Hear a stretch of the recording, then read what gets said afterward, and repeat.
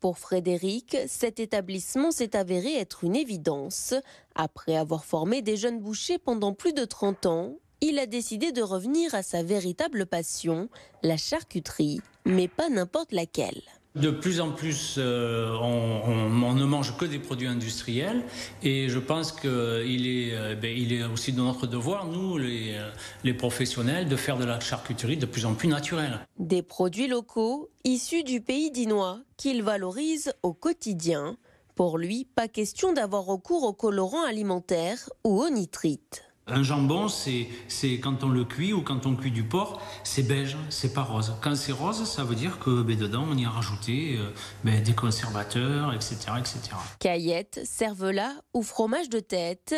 Ici, il prend le temps de travailler ses produits, de les faire macérer dans du sel pour garantir une meilleure conservation.